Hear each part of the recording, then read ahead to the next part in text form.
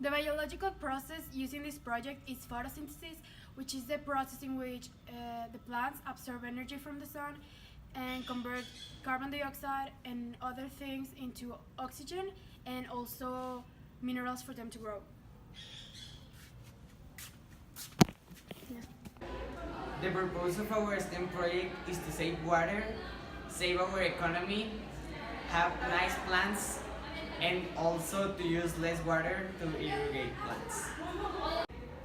The statistics of our STEM project is to save more than 50% of the water because instead of using 3 cups, we are just using one, so all the water can go down. The materials we used in our STEM project were wood, nails, plastic, soil, seeds, water, and paint. Okay, so this is how a STEM project works. As we put water on the top, the water that isn't absorbed by the dirt goes down, and there are holes in the bottom which takes the water to the next level. Then it does the same and the same in the next level.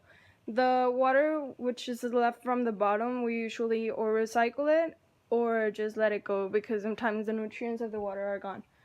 So we just apply water on the top and watch it work.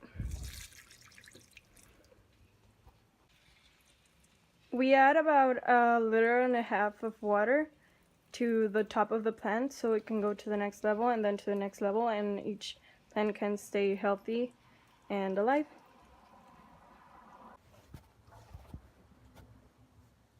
Okay, so as you can see, this is only the top of our STEM project. I'm going to show you in the next image what it looks like, really. The project has 3 sections, the top, middle, and bottom. It is smart because it uses a lot less surface area from the ground than a usual 6 plants than 6 small plants would use usually, because when you use 6 small pots it takes a lot of space, and besides the water that's on the bottom is recycled, which is a lot. The amount of water used is really just like enough for the plants to be alive and safe, or alive and well. The way to use it is by putting water on the top, as you already saw. The larger plants go on the top because if you want them to grow taller, you need like more space. Then the ones on the middle are medium because they need to get sun and water, but not as much as the ones on the top. Then the ones on the bottom are the ones who need the less sunlight and the less amount of water for them to be alive. And the water that's left on the bottom is usually reused or not, because sometimes the nutrients of the water are taken away by the dirt. And that's it, that's our project.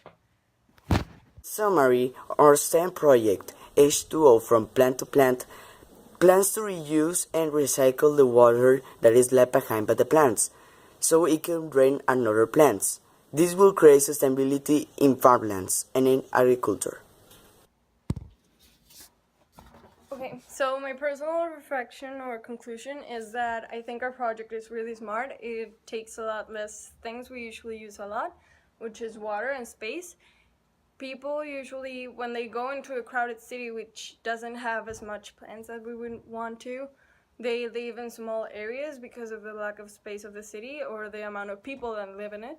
So if you want to collaborate on the amount of plants that are in the city, you can do this, and it won't take a lot of space or a lot of water. You can recycle it, and I think that's really smart. My individual thought is that with our project we can help agriculture, save water, and also in our daily lives. My individual reflection is that we need to start doing these kind of things to start saving water, saving our money, and also to stop polluting. I believe this project is really useful since we are recycling water, and this can be used by any type of people. In case, I don't know, you want to grow any type of plant, it can be from a flower to food. For example, we can grow tomatoes, beans, or any other type of small plant that you can eat. And while creating these plants, you are also recycling water. So I believe it's really useful and needed by society, especially if you don't want to waste a lot of water and you really love plants.